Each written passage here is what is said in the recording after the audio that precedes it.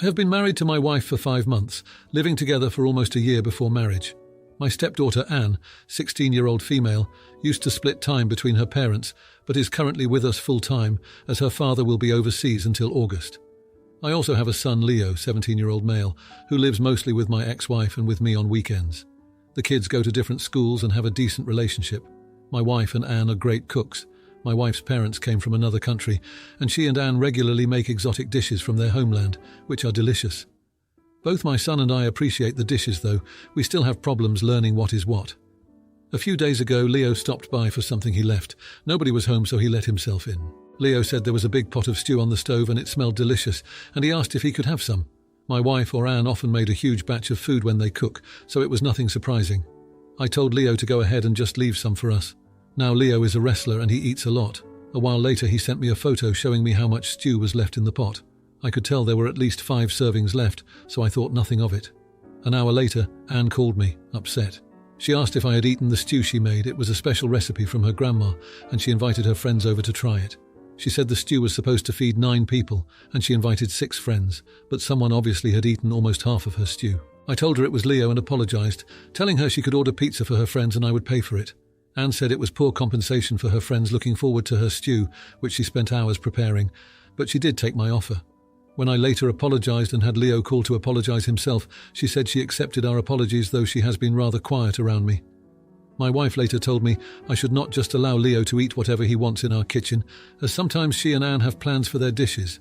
I think it's completely ridiculous that Leo is not allowed to eat things from his own father's kitchen, and if my wife or Anne has a special plan for their food, they should put a note on it. Otherwise, things in the kitchen should be up for grabs, as the kitchen is a communal space for food, and I pay for most of the groceries.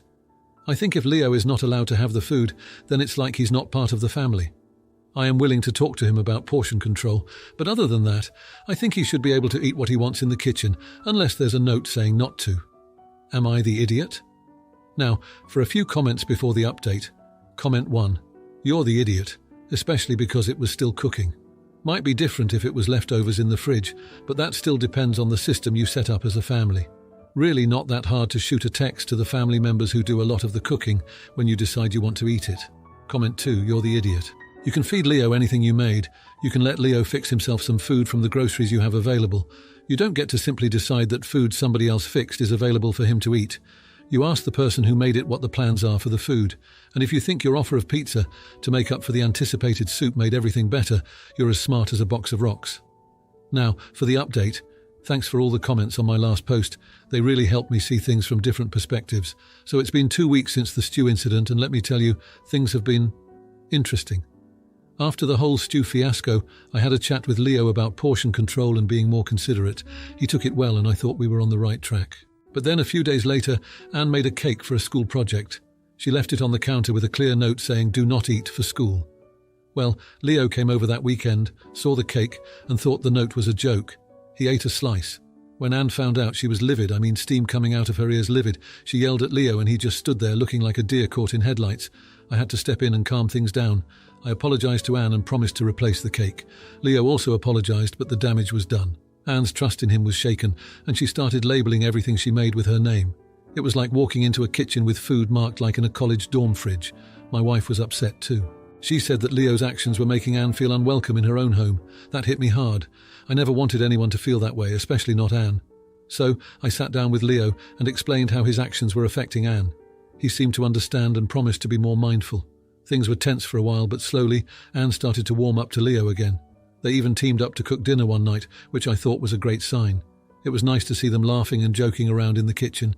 I felt like we were finally becoming a family, but then last weekend something happened that I didn't expect. Leo was over, and we were all having a good time. Anne had made her famous lasagna, and we were all looking forward to it. But when we sat down to eat, Leo suddenly pushed his plate away and said he wasn't hungry. I thought it was strange, but I didn't want to make a scene. Later that night, I found Leo sitting on the back porch, looking upset. I asked him what was wrong, and after some prodding he finally opened up. He told me that he felt like an outsider in our home. He said that ever since the stew incident, he felt like he had to walk on eggshells around Anne and my wife. He missed how things used to be when it was just the two of us. I was taken aback. I had been so focused on making sure Anne felt included that I hadn't realized how Leo was feeling. I felt like a failure as a dad. I hugged him and apologized. We talked for a long time and I promised to make things right. The next day I talked to my wife and Anne.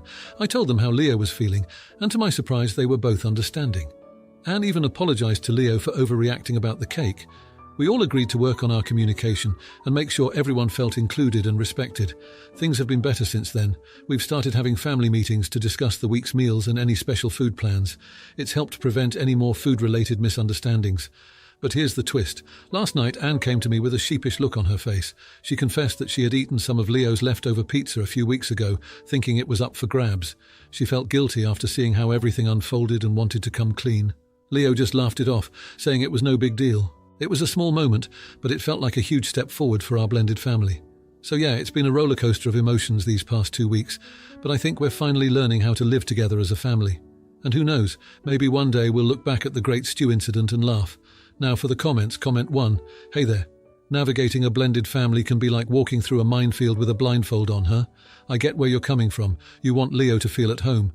But it's also important to respect Anne's space and her special things. Maybe a family chat about kitchen rules could help everyone feel heard and respected. You're not the bad guy for wanting your son to feel welcome, but it's all about finding that balance. Comment 2. I'm curious, have you thought about setting up a schedule for family meals where everyone can contribute? It might help Leo feel more included and give Anne a chance to showcase her cooking. Plus, it's a great way for everyone to bond. Communication is key in blended families, so keep those lines open and keep working at it. Now for the next story. Last Saturday, my daughter, who is 3 years old, my mum, and I went to the neighbouring town for a day of shopping. It is currently summer in my country, and where we live it gets really hot.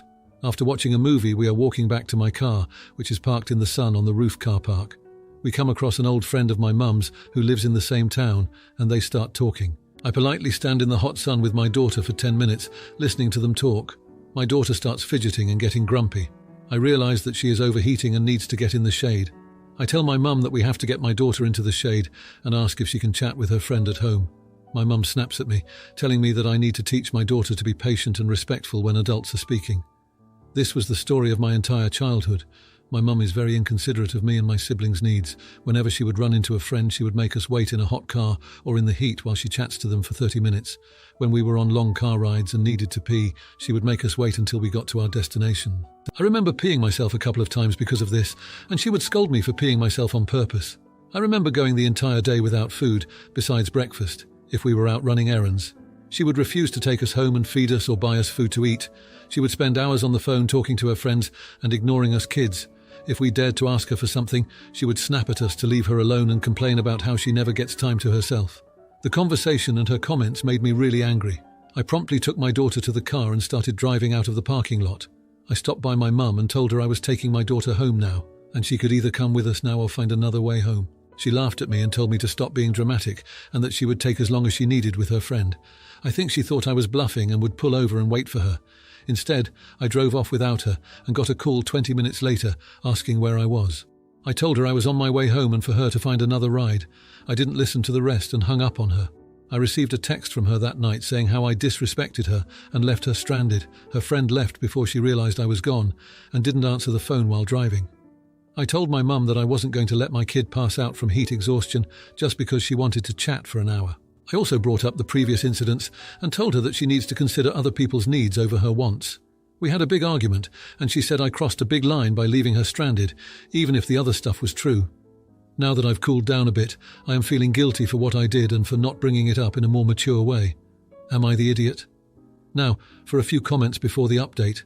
Comment 1. Not the idiot. She messed around and found out. You gave her multiple opportunities to get in the car. You told her what you were doing. She didn't respect you. For your information, always drive if you go anywhere with her again because she strikes me as someone who would ditch you on purpose. Love your shiny spine, by the way. Comment 2.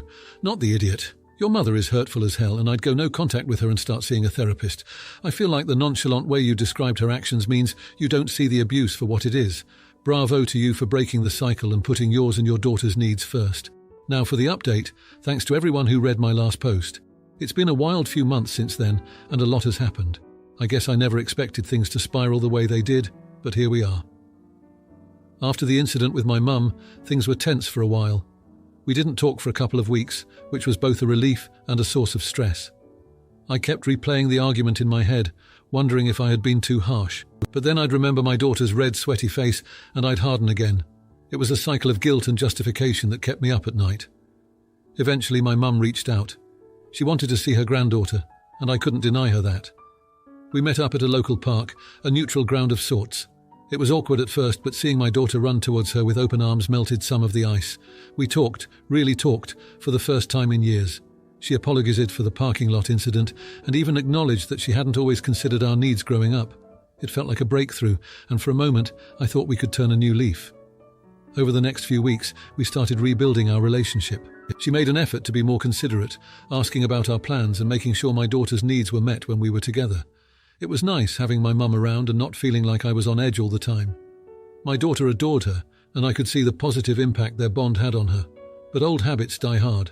One day we were out for lunch and my mum ran into another old friend. I could see the scene from the parking lot about to replay itself. I tensed up, ready to intervene, but to my surprise my mum excused herself after a brief chat. She came back to our table with a smile, proud of herself. It was a small victory, but it meant the world to me. Things were good for a while. We had our ups and downs, but it felt like we were on the right track. Then, one day, my mum asked to take my daughter out for the day, just the two of them. I was hesitant, but I didn't want to be overprotective. I said yes, reminding her to keep my daughter hydrated and not to stay out in the sun too long. Hours passed, and I didn't hear from them. I tried calling, but my mum's phone went straight to voicemail. Panic set in. I drove to all the places they might be, my heart racing with every empty playground and cafe I passed. Finally, I got a call. It was the hospital. They had been at a street fair and my mum had run into yet another friend. Lost in conversation, she hadn't noticed my daughter wander off. By the time she did, my daughter was found passed out from heat exhaustion. She was okay, the doctors assured me, but it was a close call. I was furious and heartbroken. All the progress we'd made seemed to crumble in an instant. My mum was apologetic, but it wasn't enough. I couldn't trust her anymore, not when it came to my daughter's safety. We've barely spoken since then. I can't bring myself to forgive her, not yet, maybe not ever. It's a sad resolution to what I hoped would be a new chapter for us. But my daughter's well-being comes first, and I can't compromise on that. So that's where we are now. It's been a journey of highs and lows, of hope and disappointment. I've learned that some patterns are hard to break and that sometimes protecting your child means making tough decisions about who you let into their lives. It's not the update I hope to give, but it's the truth of where we stand. Now, for the comments. Comment 1. Oh honey, your mum's got the patience of a toddler on a sugar crash. Next time pack a portable fan and a spray bottle. Keep your kiddo cool and maybe spritz your mum when she gets heated. Priorities, right? Your little one's comfort trumps an old chinwag any day. Comment 2. I hear you, it's tough when history repeats itself. You're not just a bystander anymore, you're a parent protecting your cub. Trust that gut feeling and don't let guilt trip you. You're doing what's best for your daughter and that's what counts. Stay strong. If you like this video, you'll probably like these too. Also, while you're here, please consider subscribing. It's your support that keeps this channel alive and allows me to make better and longer videos. Have a great day.